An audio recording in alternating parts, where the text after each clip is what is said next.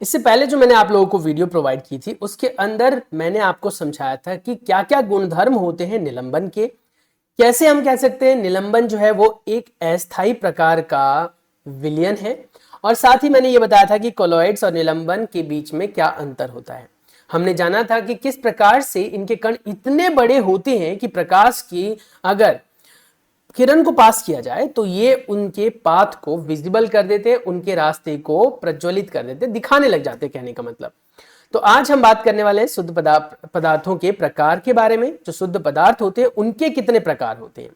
तो अब तक तो हमने विलयन के प्रकार पढ़े, विलयन की परिभाषा पढ़ी। अब हम पढ़ेंगे शुद्ध पदार्थों के प्रकार के बारे में। 2.4 शुद्ध पदार्थों के प्रकार क्या क्या हैं, कौन कौन से हैं। पदार्थों को उनके रासायनिक संगठक के आधार पर तत्वों और यौगिकों के रूप में वर्गीकृत किया जा सकता है। तत्व जो एक ही प्रकार के कण से मिलकर बने होते हैं, और यौगिक जो एक से अधिक प्रकार के कण से मिलकर तो बने होते हैं पर उनका अनुपात समान होता है। सबसे पहले हम तत्व के बारे में चर्चा करेंगे। तत्व है क्या? तो कहता है रॉबर्ट बॉयल सबसे पहले वैज्ञानिक थे जिन्होंने सन 1661 में सर्वप्रथम तत्व शब्द का प्रयोग किया था। रॉबर्ट बॉयल्स, इन्होंने बॉयल्स लॉ भी दिया था।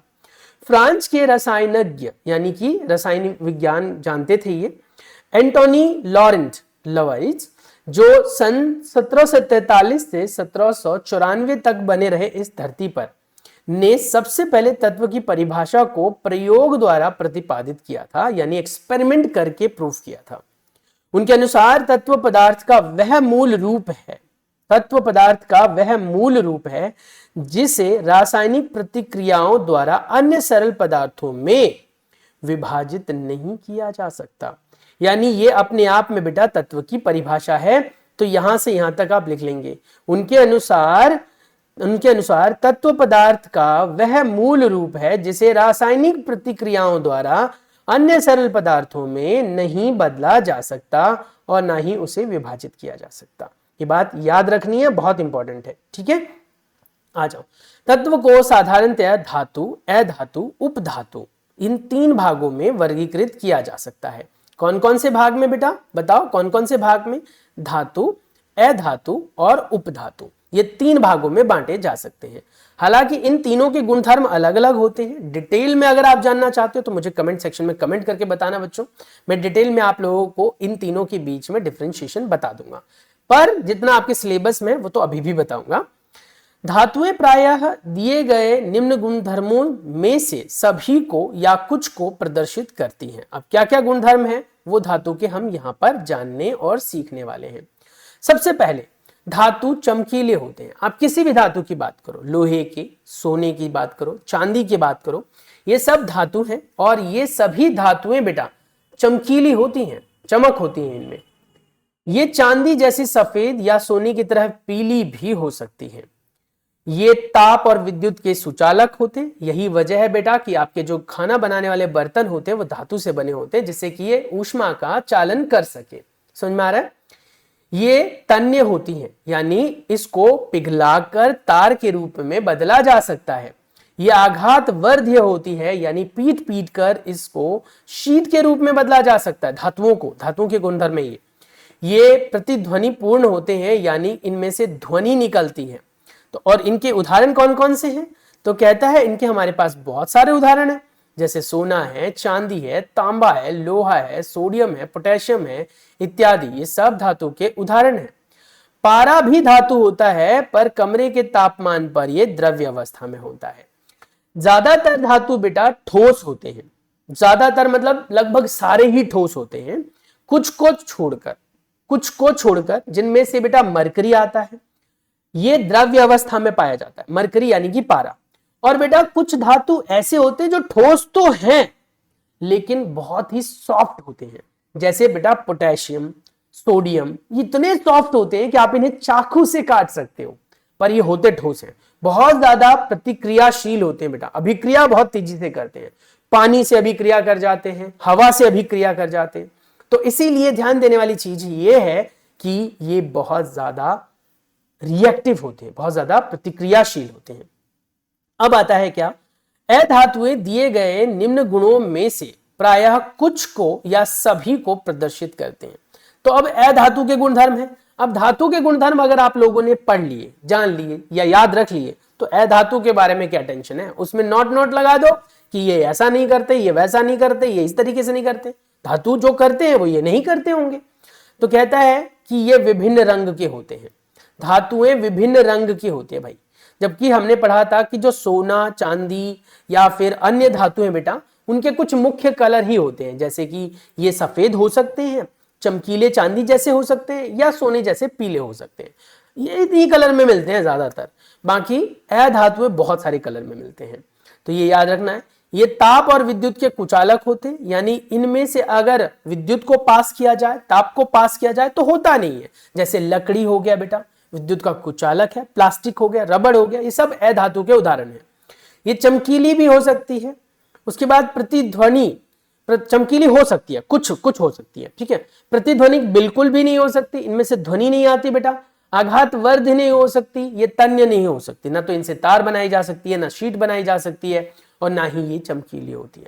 चमकीली, अब आप कहोगे कि अभी तो आप बोल रहे हो चमकीली होती है, फिर कहते हो नहीं होती है। चमकीली कुछ अधातुएं होती हैं, जैसे कि अगर आप आयोडीन की बात करो बेटा, तो आयोडीन एक अधातु है पर बहुत चमकीली है।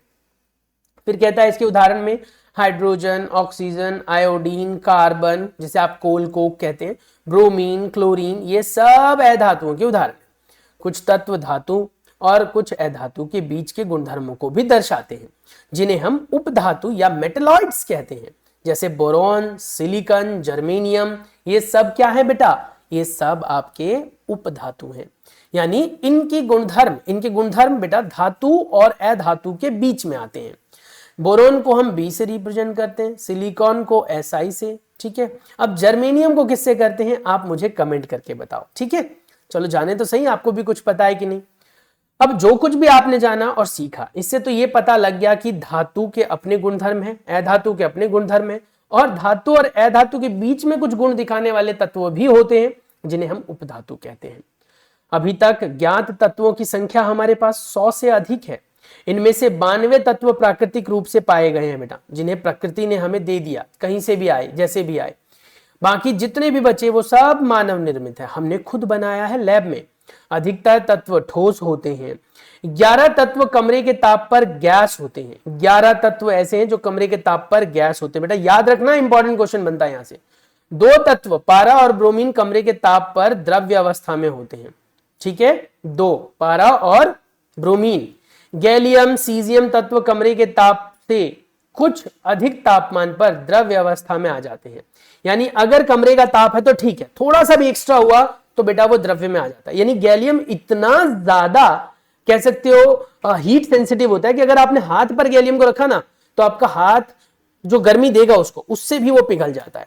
वैसे अगर आप देखोगे तो मतलब कहीं प्लास्टिक पे किसी पन्नी वन्नी में रखा है तो ठोस रहेगा, लेकिन शरीर की गर्मी मात्र से वो पिघल जाता है। यानी उसका जो मेल्टिंग पॉइंट होता है, द्रव्यमांक होता है, वो कम होता है बेटा। तो अभी तक हमने क्या जाना, अभी तक हमने जाना कि शुद्ध पदार्थों में 2 प्रकार होते हैं, एक तत्व और एक बेटा यौगिक। तत्व में फिर हमने पढ़ा धातु, अधातु, उपधातु और उनके गुणधर्म। अब हम जानेंगे बेटा यौगिकों के बारे में, जो अपने आप में जो शुद्ध पदार्थ है उसमें वर्गीकृत है। तो 2.4.2 यौगिक। एक यौगिक वह पदार्थ होता है जो 2 या 2 से अधिक तत्वों के नियमित अनुपात से तैयार हो या बने। यानी यौगिक वो पदार्थ होते हैं बेटा जो 1 नहीं, 2 नहीं, 3 नहीं, कई सारे पदार्थों से मिलकर बने हो सकते हैं, लेकिन जब वो मिलते हैं बेटा तो उनका अनुपात नियमित होता है। तो यौगिक वह पदार्थ होते हैं जो 2 या 2 से अधिक, मतलब मैं कहता हूं 2 भी हो सकते हैं, 2 से ज्यादा भी हो सकते हैं, तत्वों के नियमित अनुपात में रासायनिक तौर पर संयोजन से बने होते हैं। रासायनिक तौर पर मतलब उनको आपस में रिएक्ट करके बनाया जाता है। अब इससे फायदा क्या होता है, तो कहता है जब 2 या 2 से अधिक तत्व आपस में मिलते हैं तो हम क्या पाते हैं, क्या पाते हैं बताओ, क्या पाते हैं, मिश्रण पाते हैं, यौगिक पाते हैं। उसके लिए आप क्रियाकलाप करता है 2.4। चलिए क्रियाकलाप 2.4 को एक बार पढ़ लेते हैं। उम्मीद है बेटा कि यहां तक आप लोगों को सब कुछ समझ में आ गया होगा। क्रियाकलाप 2.4 के बारे में पढ़ेंगे हम। कक्षा को 2 समूह में विभक्त करें दोनों समूहों को 50 ग्राम लोहे का चूर्ण और 3 ग्राम सल्फर एक चीनी मिट्टी की प्याली में दे। ठीक है, लोहे के चूर्ण और सल्फर पाउडर को पीस कर मिला दे, पूरी तरीके से मिला दे। लोहे के चूर्ण और सल्फर पाउडर को पीस कर मिलाएं और मिलाए गए मिश्रण को तीव्र ताप पर लाल होने तक गर्म करें। अब ज्वाला को हटा दें तथा मिश्रण को ठंडा होने दें। प्राप्त सामग्री में चुंबकीय कण की जांच करें। सामग्री के निकट एक चुंबक को लेकर जाएं। जांच करें कि क्या सामग्री चुंबक की ओर आकर्षित होता है। चेक करो हाँ या ना। दोनों समूहों द्वारा प्राप्त सामग्री के रंग और बनावट की तुलना भी करें। प्राप्त सामग्री में एक भाग कार्बन डाइसल्फाइड को मिलाएं, यानी उसका एक भाग ले लें और उसमें कार्बन डाइसल्फाइड को मिला देना है। मिश्रण अच्छी तरह मिलाएं तथा छान लें। प्राप्त पदार्थ के दूसरे भाग में तनु सल्फ्यूरिक अम्ल डालें। तनु हाइड्रोक्लोरिक अम्ल भी आप डाल सकते हैं। इस क्रियाकलाप के लिए आपको अकेले कुछ नहीं करना, आपको टीचर की हेल्प लेनी है, क्योंकि केमिकल्स तो आपके घर में होंगे नहीं। इस क्रियाकलाप को लोहा सल्फर तत्वों के साथ अलग अलग बार दोहराएं, अलग अलग और तत्वों को लेकर दोहराएं और अवलोकन करें। अब इसका उत्तर दें। जो आपने पढ़ा, जो आपने अवलोकन किया, उसके आधार पर उत्तर दें। क्या दोनों समूहों द्वारा प्राप्त सामग्री दिखने में समान है? किस समूह द्वारा प्राप्त सामग्री में चुंबकीय गुण विद्यमान है? क्या प्राप्त सामग्री के घटकों को हम पृथक करने में सक्षम हैं? क्या तनु सल्फ्यूरिक अम्ल, तनु हाइड्रोक्लोरिक अम्ल सामग्री पर डालने से दोनों समूहों को गैस या दोनों समूहों में से गैस प्राप्त होती है? क्या दोनों परिस्थितियों में प्राप्त गैस की गंध समान होती है या अलग अलग? तो इससे हमें पता चल जाएगा मिश्रण और यौगिक के बीच का अंतर। समूह एक द्वारा प्राप्त गैस हाइड्रोजन गैस है। यह रंगहीन, गंधहीन, ज्वलनशील होती है। यानी आपको ये याद रखना, अगर आप हाइड्रोक्लोरिक अम्ल डालोगे तो बेटा उससे हाइड्रोजन गैस निकलेगी। इसकी ज्वलनशीलता जांच कक्ष में ना करें, क्योंकि इससे बेटा आग बहुत तेजी से लगती है। समूह 2 द्वारा जो प्राप्त गैस हाइड्रोजन सल्फाइड है, यानी दूसरे द्वारा जो प्राप्त गैस है वो हाइड्रोजन सल्फाइड है। यह रंगहीन और इसकी गंध सड़े हुए अंडे जैसी होती है, हाइड्रोजन सल्फाइड की। आपने पाया कि दोनों समूह द्वारा प्राप्त पदार्थ भिन्न गुणधर्मों को दर्शाते हैं। यद्यपि प्रारंभ में दिए गए पदार्थ समान ही थे, एक को आपने गर्म करके मिलाया, दूसरे को सीधे तौर पर मिला दिया। समूह 1 की क्रिया के फलस्वरूप भौतिक परिवर्तन हुआ, जबकि समूह 2 की क्रिया के फलस्वरूप रासायनिक परिवर्तन हुआ। जैसे आप जलाएंगे, गर्म करेंगे तो रासायनिक परिवर्तन कहलाता है। समूह 1 द्वारा प्राप्त सामग्री पदार्थों के मिश्रण में से लोहे तथा सल्फर को अलग किया जा सकता है, क्योंकि वो भौतिक परिवर्तन था, कुछ नया नहीं बना, कोई नया पदार्थ तैयार नहीं हुआ। मिश्रण का गुण उन दोनों तत्वों के मिले हुए गुण के समान ही था। समूह 2 द्वारा प्राप्त सामग्री यौगिक है, जिसमें गुणधर्म अलग अलग होते हैं। तो इसके आधार पर अब हम मिश्रण और यौगिक के बीच में बेटा अंतर की बात करेंगे। तो चलिए जानते हैं मिश्रण और यौगिक के बीच में अंतर। डिफरेंस बिटवीन मिश्रण और यौगिक। क्या है मिश्रण, क्या होते हैं यौगिक, इनके बारे में चर्चा करेंगे। तो कहता है मिश्रण क्या है? तत्व या यौगिक केवल मिश्रण बनाने के लिए मिलते हैं, किंतु किसी नए यौगिक का निर्माण नहीं करते। कुछ नया नहीं बनता, कुछ नया नहीं बनता, जबकि इसमें नया बनता है। ठीक है, यानी तत्व क्रिया करते हैं और नए पदार्थ बना लेते हैं, जिन्हें हम यौगिक कह देते हैं। उसके बाद दूसरा पॉइंट कह रहा है मिश्रण का संघटक परिवर्तनीय है, यानी मिश्रण अपने आप में भौतिक परिवर्तन दिखाता है, जिसकी वजह से इसको पूर्ण या पुनः पुरानी अवस्था में ले जाया जा सकता है। मिश्रण को, यौगिक को नहीं, मिश्रण को। यौगिक नया पदार्थ बनाता है और सदैव स्थायी होता है, इसलिए इसको पुरानी अवस्था में नहीं ले जाया जा सकता। अगला है बेटा मिश्रण उसमें उपस्थित संघटकों के गुणधर्मों को दर्शाता है, सबके अलग अलग। जैसे लोहे का गुणधर्म अलग दिखाएगा, वो सल्फर का अलग दिखाएगा, जबकि यौगिक में क्योंकि उनके बीच में अभिक्रिया हो गई है बेटा, तो नया गुणधर्म आ जाएगा, पुराने गुणधर्म आपको नहीं देखने के लिए मिलेंगे। तो ये कहता है कि नए प्रकार नया पदार्थ आपको प्राप्त हो जाता है। उसके बाद कहता है घटकों को भौतिक विधि द्वारा सुगमता से अलग किया जा सकता है, जबकि इसमें रासायनिक या विद्युत प्रक्रिया द्वारा या विद्युत रासायनिक प्रक्रिया द्वारा आप अलग कर पाएंगे। भौतिक प्रक्रिया द्वारा इसे आप पृथक नहीं कर सकते। तो ये सारी बातें थी जो आपको ध्यान रखनी है बेटा। दोनों तत्वों को तीव्रता से गर्म करने पर हमने पाया कि जिसका गुण मिले हुए तत्वों से पूरी तरह भिन्न है, यानी जब आपने उसे गर्म किया तो जो पदार्थ का गुण था वो अलग हो गया, उससे आपको हाइड्रोजन सल्फाइड गैस मिली थी।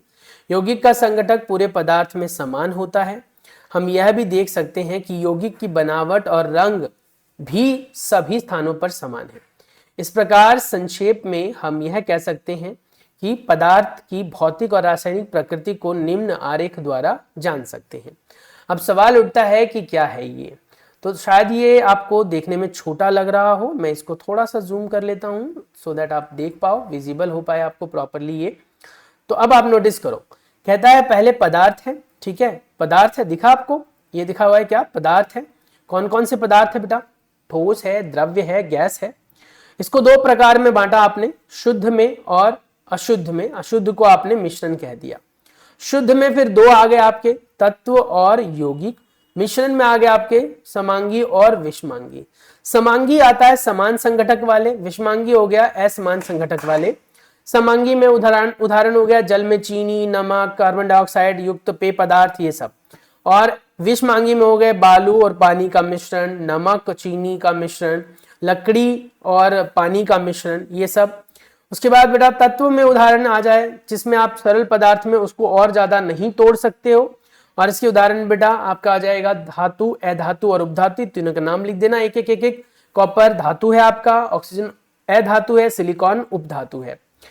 उसके बाद यौगिक जो है वो होते हैं नियत संघटक, यानी रासायनिक और वैद्युत रूप से रासायनिक प्रक्रिया करते हैं ये। और उदाहरण के लिए बेटा जल, मीथेन, चीनी, नमक इत्यादि, ये सब यौगिक के उदाहरण हैं। तो इस प्रकार हमने इन सब को समझा, जाना, यौगिक क्या होता है, मिश्रण क्या होता है, ये सब जाना बेटा। अभी 4 मिनट है हमारे पास, तो जिसके अंदर हम अध्याय समीक्षा कर लेते हैं, ये जान लेते हैं कि पूरे पाठ में हमने क्या कुछ पढ़ा और जाना। चलिए जानते हैं एक बार आपने क्या सीखा को। तो कहता है सबसे पहला पॉइंट, मिश्रण में एक से अधिक पदार्थ होते हैं, चाहे वो तत्व हो चाहे वो यौगिक, किसी भी अनुपात में मिले हो सकते हैं। यानी ये याद रखना बेटा, अगर कोई मिश्रण और यौगिक के बीच में सबसे बड़ा अंतर बोले तो यही होता है कि मिश्रण में किसी भी अनुपात में चीजों को मिला देते हैं हम, लेकिन जो हमारा क्या होता है, यौगिक होता है, उसमें अनुपात फिक्स होता है, रेशो फिक्स होता है।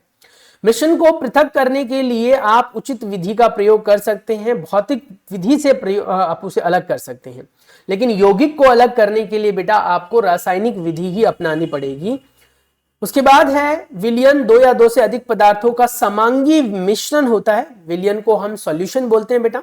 विलयन के बड़े भाग को हम, बड़े अवयव को कह सकते हो विलायक कहते हैं, तथा छोटे भाग को या छोटे अवयव को हम विलय कहते हैं। तो विलय और विलायक दो होते हैं, समझ में आ गया। उसके बाद कहता है जो विलयन है, विलयन की सांद्रता उसके इकाई आयतन में उपस्थित विलय का द्रव्यमान अथवा आयतन होता है। यानी कि जो उसकी सांद्रता होती है, विलयन की जो ताकत होती है, वो उसमें उपस्थित विलय की मात्रा पर डिपेंड करती है, यानी सॉल्यूट पर डिपेंड करती है।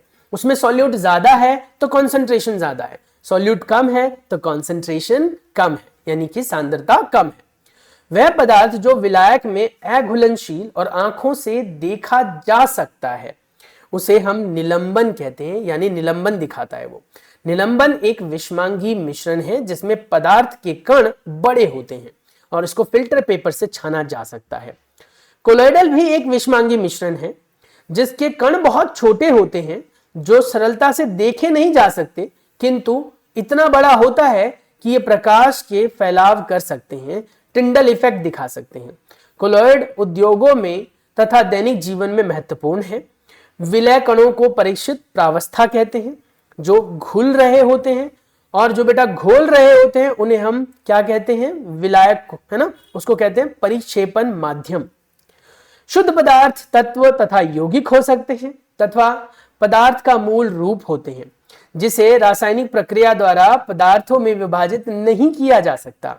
यौगिक वह पदार्थ है जो दो या दो से अधिक तत्वों के स्थिर अनुपात में मिलकर बना होता है, जो रासायनिक रूप से जुड़े हुए होते हैं, और इसलिए इसके गुणधर्म अलग होते हैं बाकी जो डले हुए पदार्थ है उनके मुकाबले में।